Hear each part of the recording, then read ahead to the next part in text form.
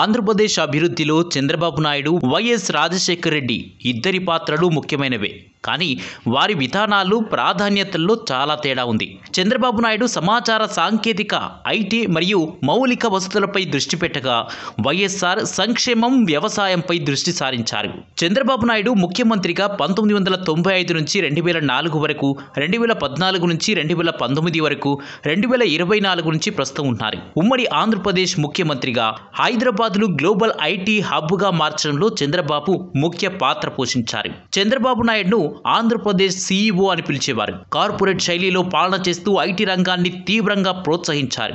ఆయన హయాంలోనే hitech city, genome valley వంటి ప్రాజెక్టులు వచ్చాయి. హైదరాబాద్లో ఔటర్ రింగ్ రోడ్, అంతర్జాతీయ విమానాశ్రయం వంటి ప్రాజెక్టులు చేపట్టి ప్రపంచ స్థాయి మౌలిక వసతులను ఏర్పాటు చేశారు. ఇవి వ్యాపార అభివృద్ధికి బలమైన పునాదయ్యాయి. వరల్డ్ ఎకనామిక్ ఫోరం వంటి అంతర్జాతీయ సదస్సుల్లో పాల్గొని రాష్ట్రానికి పెట్టుబడులు ఆకర్షించారు. టైమ్ మ్యాగజైన్ ఆయనను south Asian of the year గా పేర్కొంది. ఆయన ఆర్థిక సంస్కరణల పట్ల ఎక్కువ ఆసక్తి చూపారు. ఈ విధానాల వల్ల కొంతమందికి ప్రయోజనం చేకూరగా, మరికొందరు ఆర్థిక అసమానతలపై విమర్శలు చేశారు.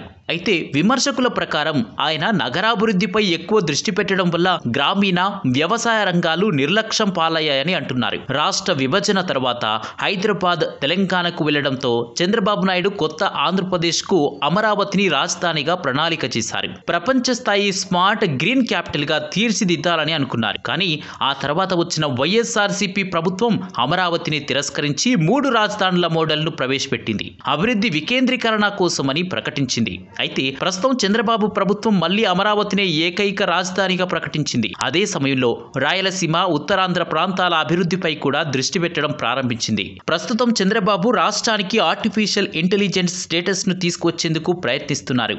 వైఎస్ రాజశేఖర రెడ్డి 2004 నుంచి 2009 వరకు ముఖ్యమంత్రిగా ఉన్నారు. తన పాలనలో సంక్షేమ కార్యక్రమాలకు ఎక్కువ ప్రాధాన్యత ఇచ్చారు. ఆరోగ్యం, విద్య, వ్యవసాయం వంటి రంగాలపై దృష్టి పెట్టారు. పేదలకు ఉచిత వైద్య చికిత్స అందించే ఆరోగ్యశ్రీ పథకం ఆయన గొప్ప విజయాల్లో ఒకటి.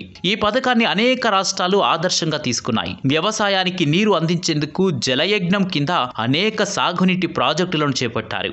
ఇందులో పోలవరం ప్రాజెక్టు కూడా ఉంది. ఆర్థికంగా వెనుకబడిన విద్యార్థులకు విద్యను చేరువ చేయడానికి ఫీజు రియంబర్స్మెంట్ పథకాన్ని ప్రవేశపెట్టారు. తక్కువ ధరకే బియ్యం సరఫరా, ఉచిత విద్యుత్, ఇందిరమ్మ ఇల్లు వంటి పథకాల ద్వారా గ్రామీణ ప్రాంతాల అభివృద్ధికి కృషి చేశారు. ఆయన హయాంలో హైదరాబాద్ లో ఐటీ రంగం కూడా గణనీయంగా అభివృద్ధి చెందింది. ఐఐటి, టిఐఎఫ్ఆర్ వంటి సంస్థలు కూడా అదే సమయంలో స్థాపించారు. చంద్రబాబు నాయుడు నగరాలపై దృష్టి పెట్టగా, వైఎస్ఆర్ రైతులు, గ్రామీణ ప్రాంతాలపై దృష్టి సారించారు. రైతులకు ఉచిత విద్యుత్, నీటి ప్రాజెక్టులు, పంటల ఉత్పాదకత పెంచడానికి పథకాలు అమలు చేశారు. చంద్రబాబు నగరాల అభివృద్ధి, మౌలిక సదుపాయాలు, పెట్టుబడులు ఆకర్షించడం, ఐటీ రంగానికి ప్రాధాన్యత ఇవ్వడం వంటి అంశాలపై దృష్టి పెట్టారు. వైఎస్ఆర్ గ్రామీణ ప్రాంతాల అభివృద్ధి, రైతులు, పేదల కోసం సంక్షేమ పథకాలకు, అలాగే ఆరోగ్య సంరక్షణకు ఎక్కువ ప్రాధాన్యత ఇచ్చారు. వీరిద్దరి పాలనలో ఆంధ్రప్రదేశ్ వివిధ రంగాల్లో పురోగతి సాధించింది. అయితే వీరిద్దరి అభివృద్ధి నమూనాలు మాత్రం వేరు. చంద్రబాబు నాయుడు మరియు